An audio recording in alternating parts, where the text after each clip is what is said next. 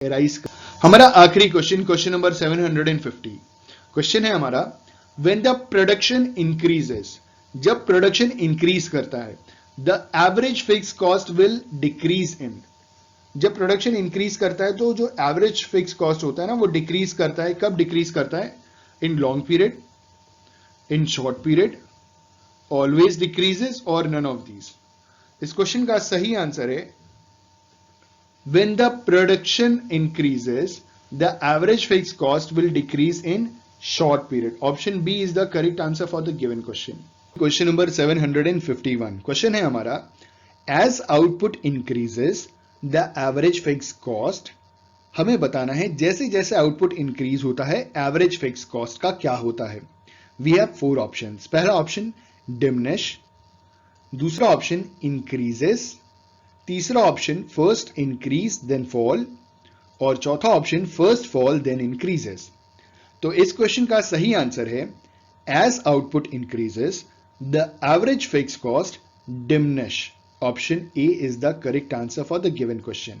जैसे जैसे output increase होता है एवरेज फिक्स कॉस्ट धीरे धीरे कम होना शुरू हो जाता है पर यूनिट, क्योंकि जो भी फिक्स कॉस्ट होती है वो हम पर यूनिट में चार्ज करते हैं और जितना ज्यादा आउटपुट होगा उतना पर यूनिट कॉस्ट में एवरेज फिक्स कॉस्ट कम होता शुरू हो जाएगा।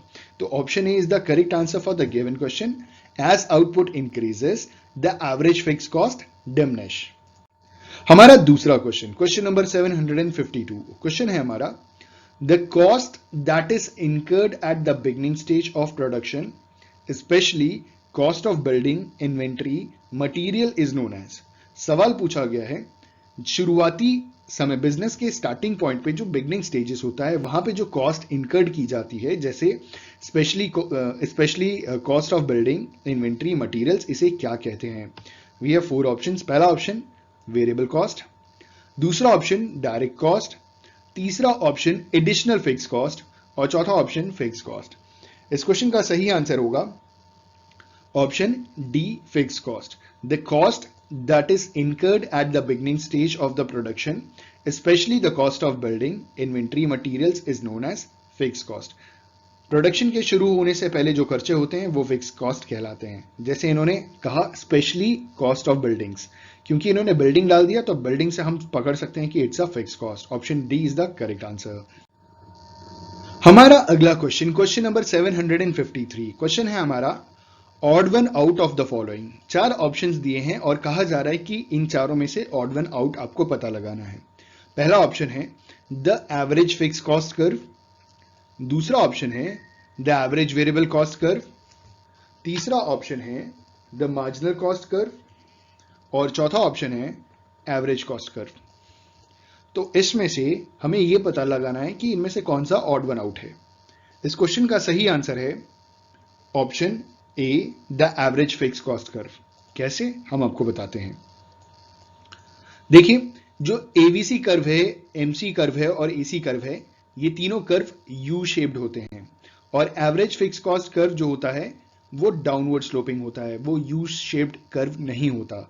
तो ऑड वन आउट में से हमने इसको ऐसे आइडेंटिफाई किया।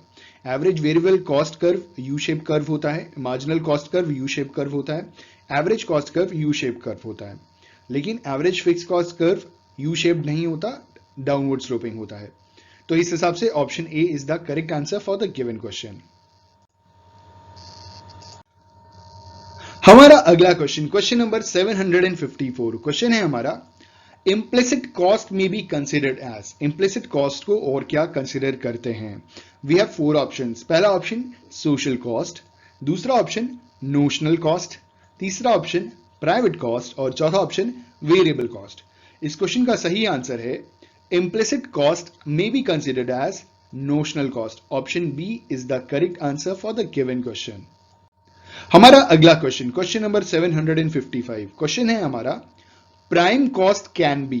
Prime cost can be, we have 4 options. पहला ऑप्शन इनडायरेक्ट ऑपरेटिंग कॉस्ट, दूसरा ऑप्शन एक्विजिशन कॉस्ट ओनली, तीसरा ऑप्शन पोजेशन कॉस्ट ओनली और चौथा option possession plus acquisition cost. इस क्वेश्चन का सही आंसर है prime cost can be acquisition cost only. Option B is the correct answer for the given question. हमारा अगला question, question number 756, question है हमारा, the slope of the total variable cost और the total cost curve indicates the. इन्होंने कहा कि total variable cost और total cost curve का जो स्लोप है वो क्या इंडिकेट करता है। We have 4 options. पहला ऑप्शन मार्जिनल रेवेन्यू, दूसरा ऑप्शन एवरेज कॉस्ट, तीसरा ऑप्शन मार्जिनल कॉस्ट और चौथा ऑप्शन वेरिएबल कॉस्ट।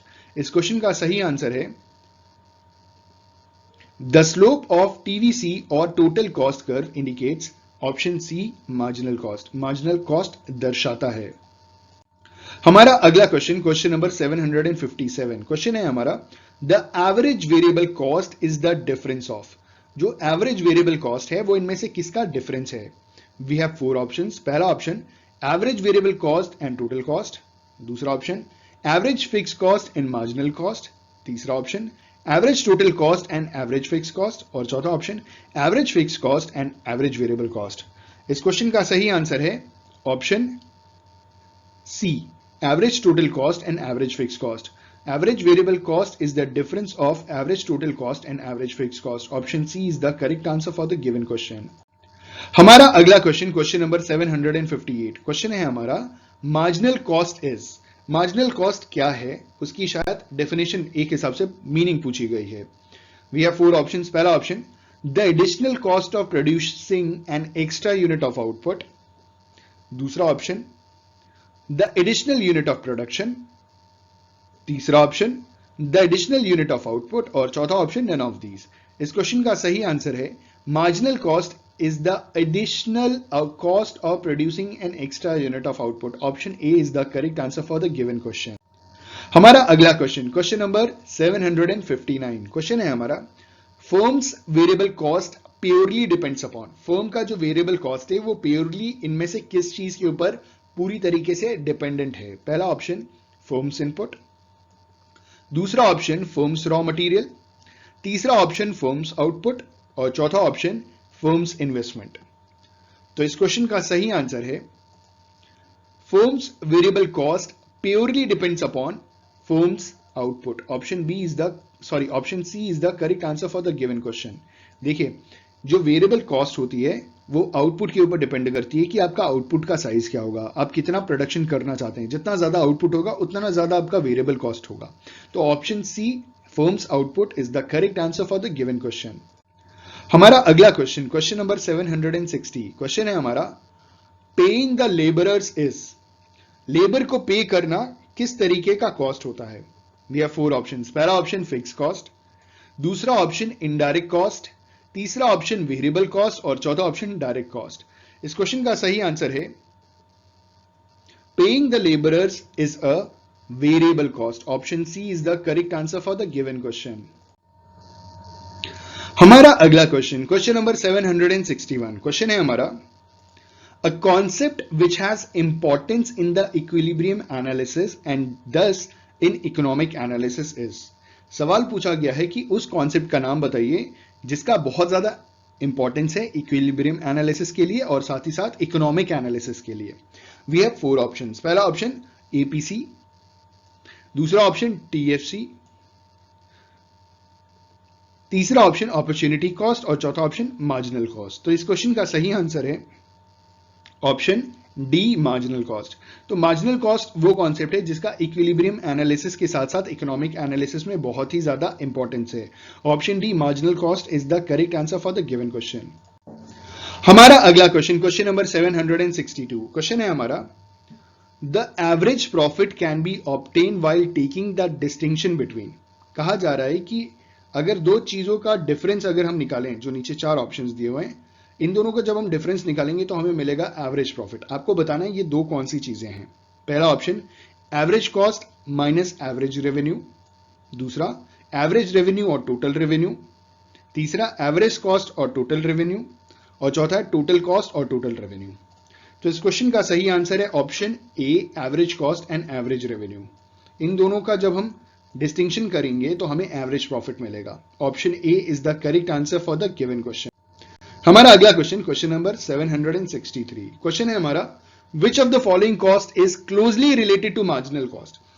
जो भी 4 ऑप्शन में कॉस्ट दिए गए हैं तो पूछा गया है कि इनमें से कौन सा कॉस्ट बहुत नजदीक है मार्जिनल कॉस्ट के। ठीक है, वी हैव 4 ऑप्शंस। पहला ऑप्शन फिक्स कॉस्ट, दूसरा ऑप्शन इम्प्लिसिट कॉस्ट, तीसरा ऑप्शन प्राइम कॉस्ट और चौथा ऑप्शन वेरिएबल कॉस्ट। इस क्वेश्चन का सही आंसर है ऑप्शन डी, वेरिएबल कॉस्ट। तो variable cost is the cost which is closely related to marginal cost. Option D is the correct answer for the given question. हमारा अगला question, question number 764। Question है हमारा, explicit cash payments made by an entrepreneur to the suppliers of various factors of production is known as। ठीक है, जो explicit cash payment दिया गया है, बिजनेस के बाहर के लोगों को जो कैश पेमेंट दिया गया है एक बिजनेस के एंटरप्रेन्योर द्वारा to suppliers of various factors of production, उसे क्या कहेंगे?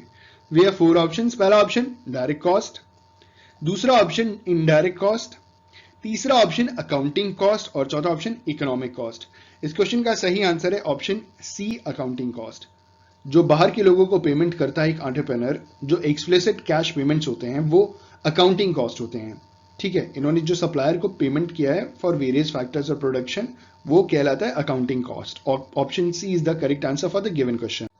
हमारा अगला क्वेश्चन, क्वेश्चन नंबर 765। क्वेश्चन है हमारा, Which of the following is not correctly matched? इन चारों में से कौन सा करेक्टली मैच्ड नहीं है? पहला option, marginal cost curve U shaped curve होता है।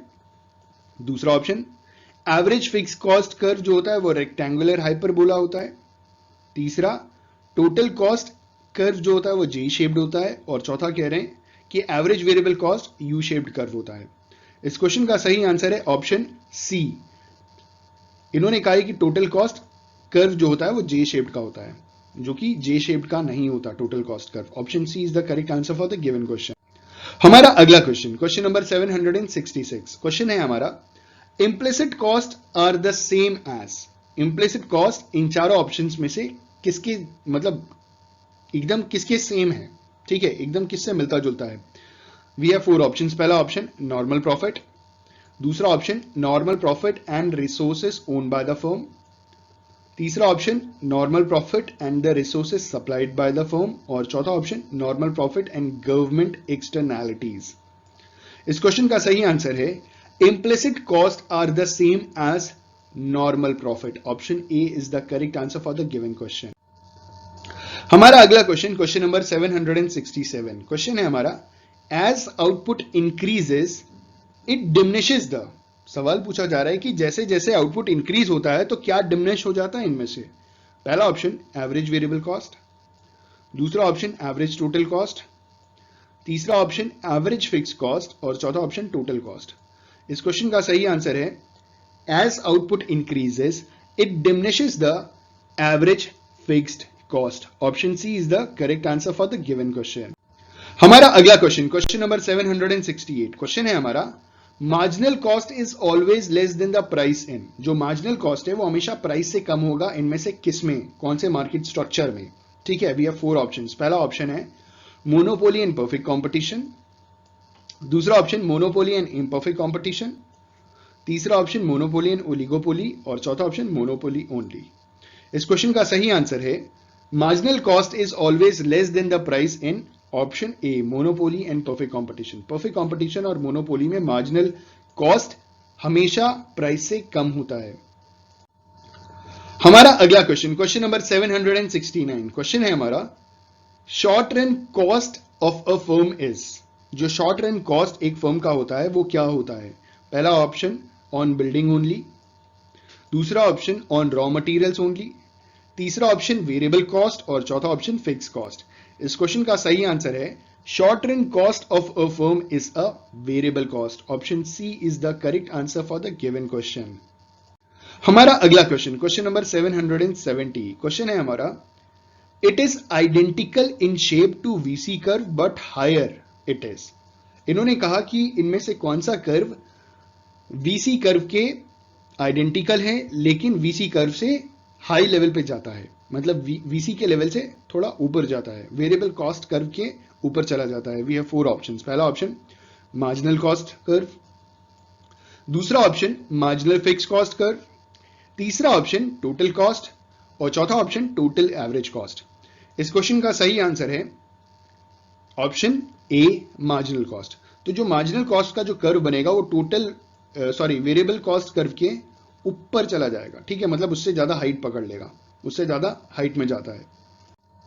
हमारा अगला क्वेश्चन नंबर 771 क्वेश्चन है हमारा, the general average cost curve is also known as. जो जनरल एवरेज कॉस्ट कर्व है उसका दूसरा नाम बताइए।